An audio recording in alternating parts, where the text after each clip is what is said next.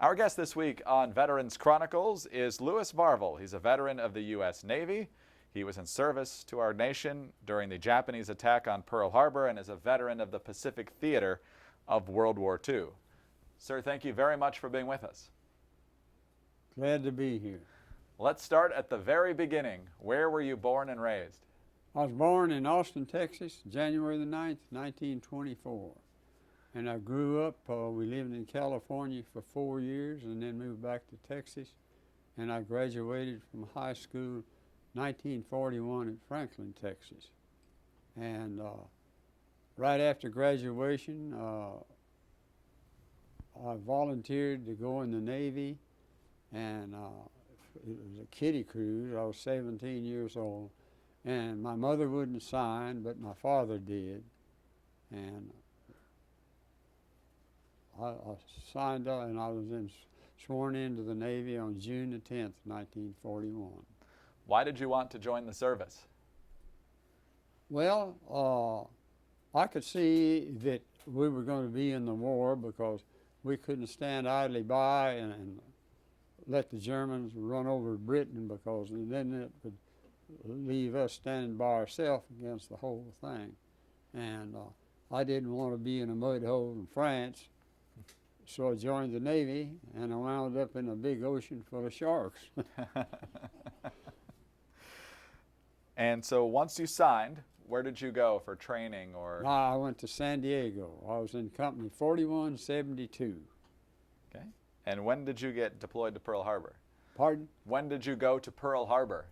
Oh, first of all, they sent me to Detroit, Michigan to Aviation Machinist Mate School. And got through that in December, late December of 41, and they sent me to Norfolk, Virginia, to a receiving station. And 2 days after Pearl Harbor, I was assigned to a dive bombing squadron attached to the USS Hornet. And the ship was still tied up at the dock there in Norfolk. And then we went on a cruise down in the Gulf of Mexico. Excuse me. It's a cruise to break the ship in or to try it out. Excuse me. Get down. But we were down there. We could tell we were in the Gulf because we could get Dallas good on the radio.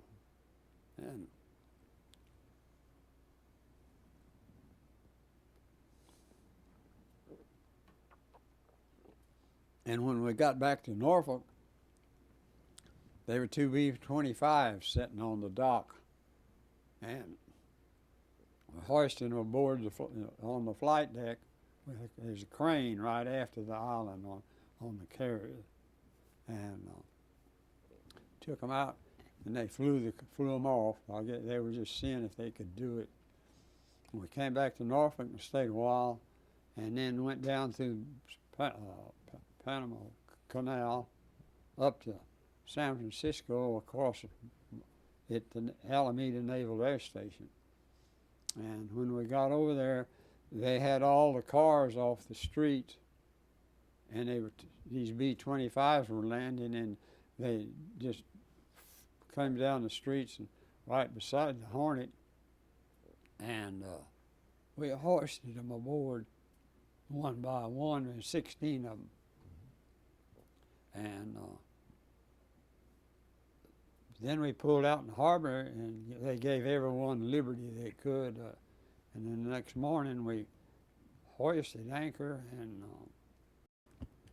out past Alcatraz and went under the Golden Gate Bridge and out to sea. And that afternoon they got on the loudspeaker, and now here, there, this ship's on its way to Palm, Tokyo. Well, who would expect that with Army? So you didn't know until then? Oh, no. Okay. The Navy doesn't tell you anything.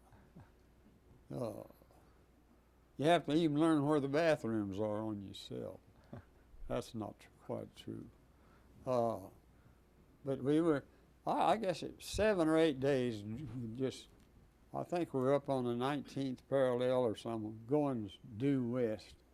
And they're out northwest of Pearl Harbor, we met up with the USS Enterprise. And they had not the Enterprise, and there were two or three, I believe there were 2 or 3 cruisers and some destroyers and an oiler. And just kept, then went west till April the 18th. I got up that morning and had chow and just walked out on the flight deck, and there was a cruiser on our port beam, and all of a sudden it just started shooting at something over to our, I don't know what you would call it. Anyhow, over on the port side, off to our right angle, I guess. But anyhow, the Enterprise launched some fighter planes, and they were strafing it. And we turned and went over there, and it was a Japanese patrol boat, and they sank it. And the Japs were swimming around out in the water, but we tried to rescue them, and they swam off, so we gently let them go. And then the high powers that to be, they decided that we were in range of land-based airplanes, but we were about 150 miles shy of where we wanted to be, and it left the Doolittle boys shy of enough gasoline to make that up, and so they stripped everything they could off of the B-25s, and we put, I think, about 10 5-gallon square 5-gallon cans of gas on each one of those planes, and we put some fire bombs. I guess they looked like a rolled up, what's those things? All those fire things. Roman you candle? shoot stuff. Roman candle, she said? Yeah, and put those on there, and then the sea, it was the roughest water I've ever seen, and Admiral Halsey has been in the Navy a lot longer than I had, and that's what he said. We were taking green water over the bow of the flight deck, and the planes, when they started them off, they'd rev their engines up as high as they would go, and then when the bow started down, they could start that airplane off downhill, and as it got farther out, the bow would come up, and it sort of catapulted them up into that 30-knot wind plus the speed of the ships. So they most of them took off way before they got to the end of the flight deck. Really? And one of them forgot to lower his flaps, and he went out and went plumb out of sight. But when the bow come back up, you could see him going, waddling off, sucking them up with the tips of the props almost in the water. But he made it, and off to Tokyo they went. Now, what did you help to do to get the planes ready?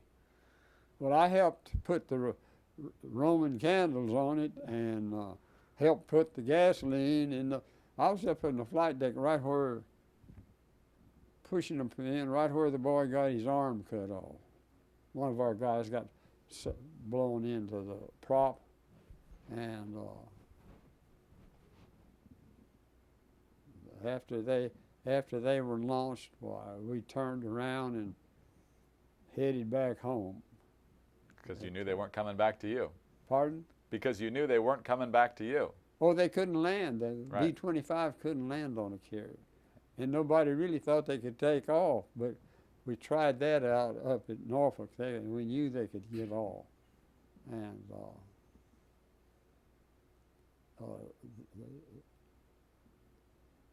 we came back and went into Pearl Harbor and we stayed there a few days, reprovisioned and oil, and then we left and went down to the South Pacific, down in the same area that Lexington was in, but I never did see the Lexington. And the Lexington was sunk about that time. And shortly after the Lexington was sunk, Admiral Nimitz sent word down to go by a Japanese-held island and make sure they saw us. And when we got out of sight of them, to hightail it back to Pearl Harbor. And that we did, and pulled into Pearl Harbor and refueled and resupplied and left out of there and with the Enterprise and went northwest until we were quite a ways northwest of Midway. And we knew that what the Japs were going to do because we had broken the code. And I think there was about 23 of us, if I remember right, and about 60 or 70 Japs ships. And we were grossly outnumbered. But we had the surprise element in our favor. The Japs started attacking Pearl Harbor, and we caught them at a time when they were taking the torpedoes off of their planes and putting bombs on, and that's when the dive bomb. Well, that's first of all, Torpedo 8 took off with the torpedoes, and our torpedoes weren't any good, and the airplanes were obsolete, and the Torpedo 8 got the Japanese fleet first and pulled all the Japanese fighters down from up high down to sea level, and then the SBDs off of the Enterprise, they hit three of the carriers out opening with changing the ships from torpedoes to bomb, and when those dive bombers, they had all three of those Japanese carriers on fire in about 10 minutes. Sir, let me have you pause right there. We'll take a short break and be right back on Veterans Chronicles. Welcome back to Veterans Chronicles on the Radio America Network. I'm Greg Columbus, joined today by Louis Varvel.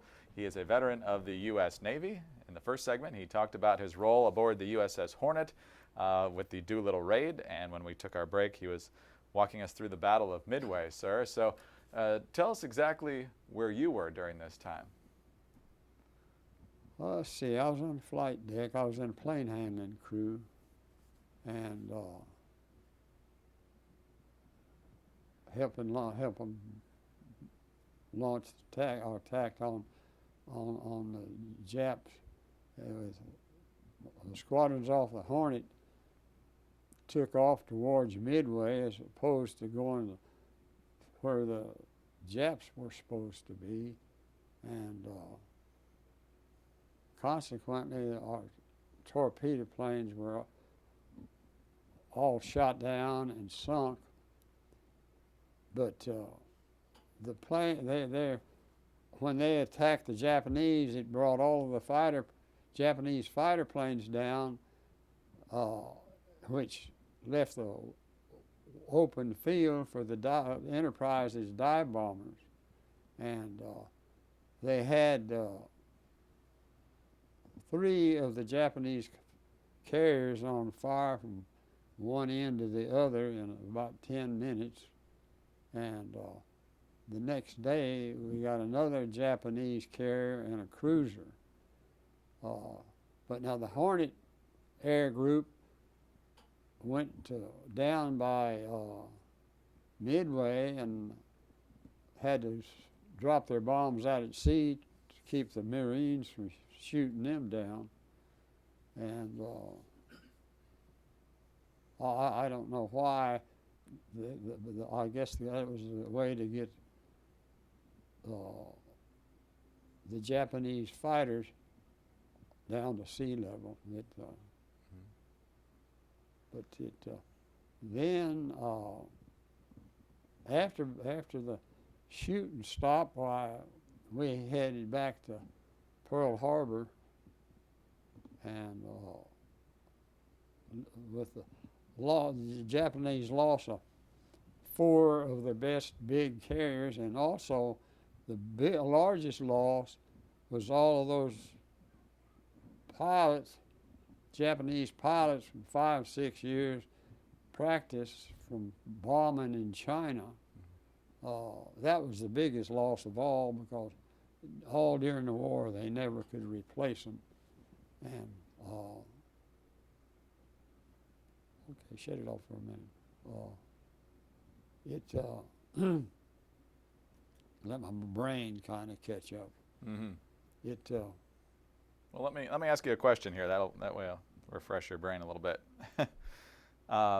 We've talked about 2 major events now, the Doolittle Raid and the Battle of Midway. So let's back up just a little bit to the Doolittle Raid. You obviously saw all 16 planes take off successfully. Yeah. When did you find out that the raid was a success, and what was your reaction? Well, at first, excuse me, we didn't think it, actually we thought it might have been a failure, because they didn't do much damage, and we lost all the airplanes, and the Japanese shot 3 of the boys they captured in the back of the head, and then let one of them starve to death. Let's see, and they captured 2 or 3 of them and starved them all through the war. And when we got to get them out, and at the end of the war, none of them weighed over 100 pounds. And another thing, you may not want to put this in. Another thing, after what the Japanese did to the Doolittle boys that were captured, and what they did to 250,000 Chinese at the end of the war, at the war trials, they sentenced that high Japanese, I don't know if he was admiral or general, they sentenced him to death. And then our General MacArthur pardoned him. And so you may not want to put that in. No, we'll keep it. Before we take our break, in the next minute, what was your reaction after the Battle of Midway, after such an important victory? Well, those were the 2 most important, productive.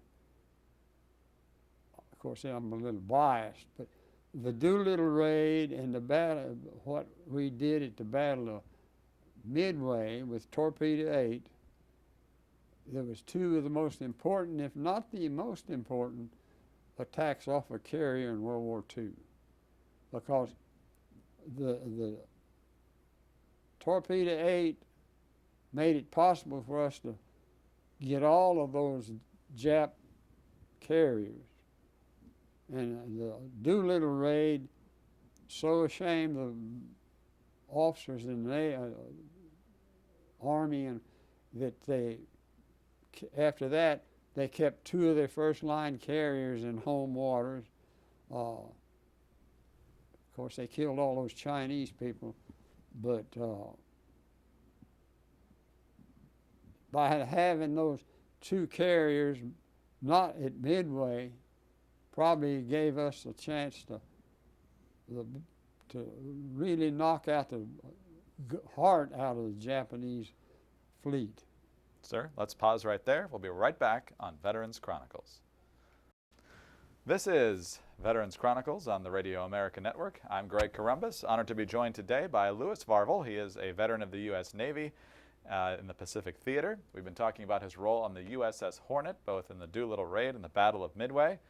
And sir, you were just telling us an interesting story during the break about how you think the Japanese were confused about which ship was which at Midway. Yeah, and this guy landed it on our plane and spraying all those 50 caliber killed. I think all the guys on that 40 millimeter anti-aircraft right after the island, and all us plane handlers got behind. They had a little munition building room right after the island, and that elevator thing. When something was liable to crash, us air deals would get behind that, and it had a little ladder on top. You climb it and look out, and with those bullets still flying, we got behind that, and one boy was already on that ladder looking out, and another kid sort of shoved him off and climbed up on that ladder to look, and when he did, one of those 50 caliber bullets caught him right between the eyes, and he didn't push any more people off the ladder. Other than the torpedo 8 and the guys, and he may have killed some of the Marines on the anti-aircraft guns on the after part of the ship. But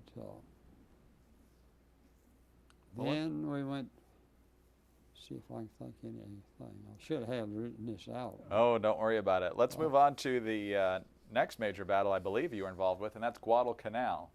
Yeah, we were down there off of Guadalcanal, and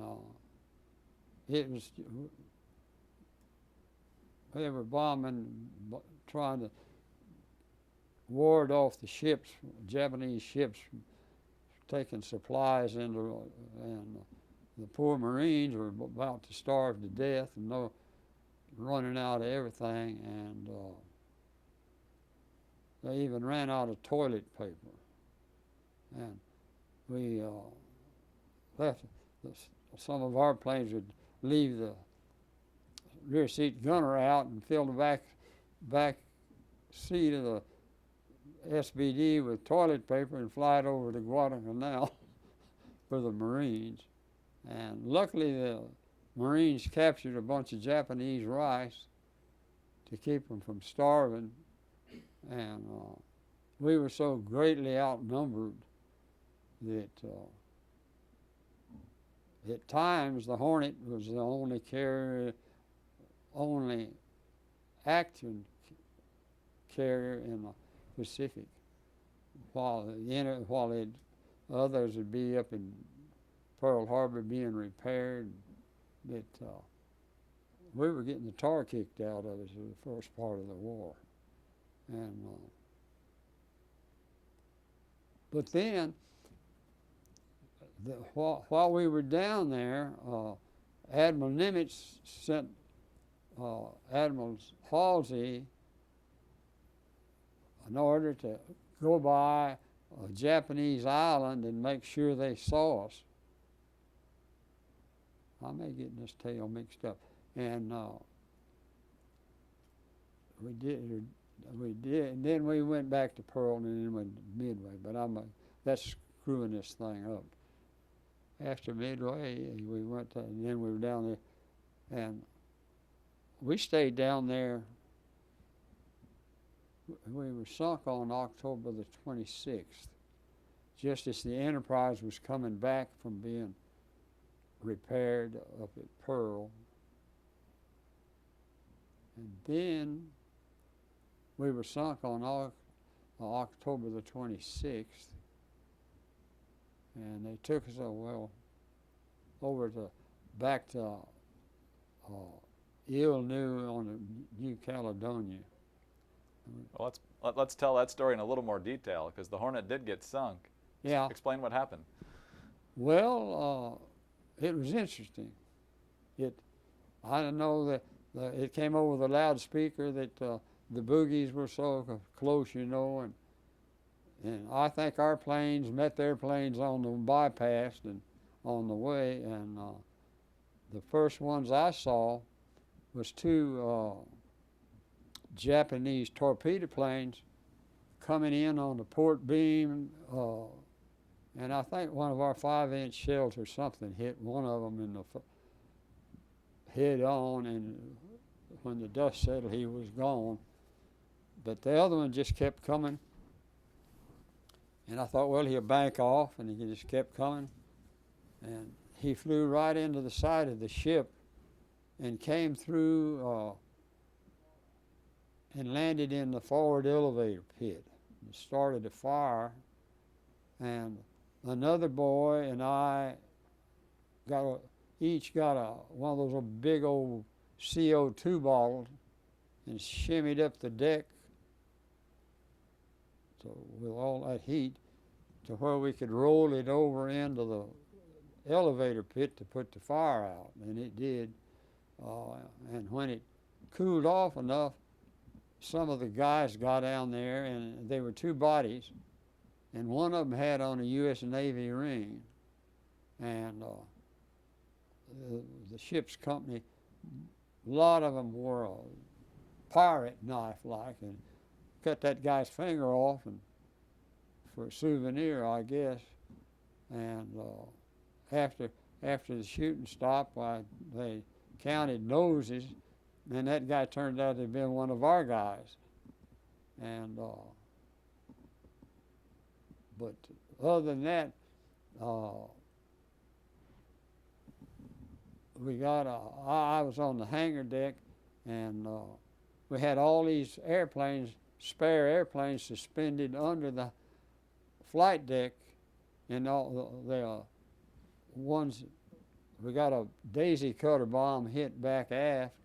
It got about halfway through the flight deck and exploded, and that shrapnel come zinging up the hangar deck and cut the lines holding those planes up, and they just come crashing down.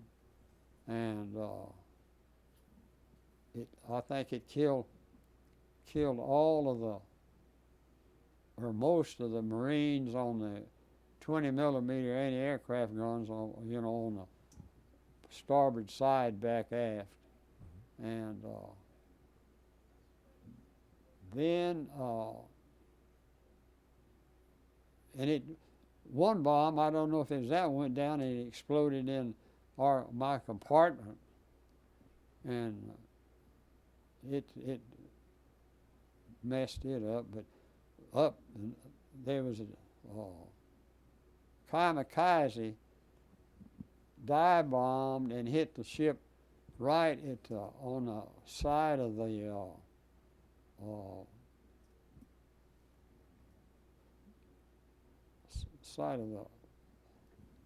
not the hangar deck, part of up on the bridge where the signalman with the flags stood, killed all of them. And he dropped 3 bombs. No, he dropped 2 bombs. One of them went in a drink on the starboard side, and the other one came down through the flight deck, and about 15 feet from where I was, went through the hangar deck and down the next deck and exploded down in the forward mess hall. And it pooched the hangar deck up, but it let all those airplanes fall down. And let's see here. And at about that time, they took us Airedales off.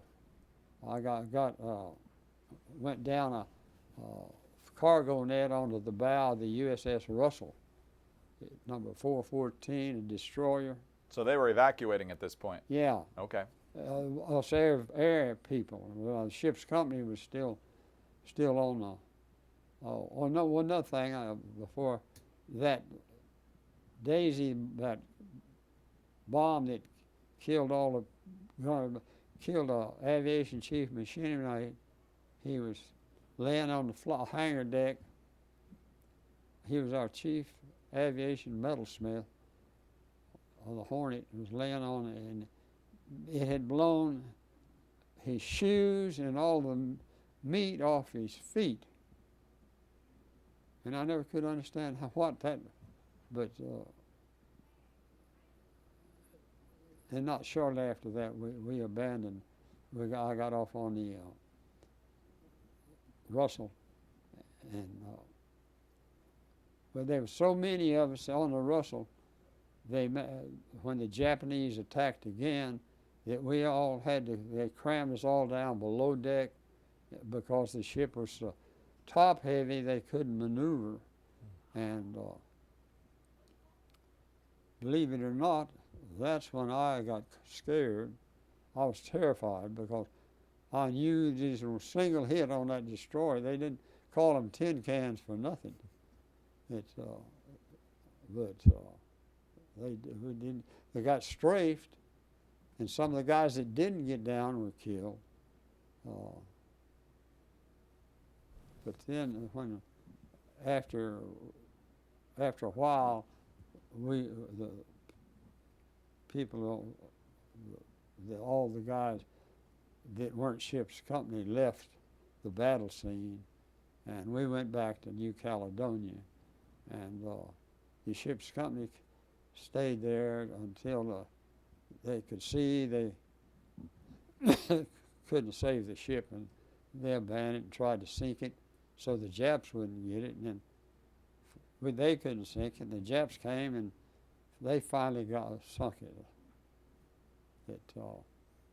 What did you do then? They took us back to New Caledonia and up in the hills, and by a river there was fish in it that'd bite you. So nobody's going fishing. But it was real nice. There was a wild orange tree, wild oranges, and we stayed there a couple of weeks, and finally an old troop ship that they acquired from the Free French or somewhere, and I don't know how the Navy got it, but they loaded all of us onto it, and some of the battle bunged up Marines that were, we called them crazy Marines, from Guadalcanal, and headed back to the United States. And I think it must have been a contract because the captain was sort of on a sightseeing expedition. We first stopped at Espiritu Santos, and he looked around, and then went through Suva, stopped there, and saw all the policemen with the wore skirts with the had the skirts stopped with the bottom of them all cut, and their hair was all straight up, it was black on their head and red on top. And we left there and we went to Bora Bora, and Bora Bora was absolutely the most beautiful place I've ever seen.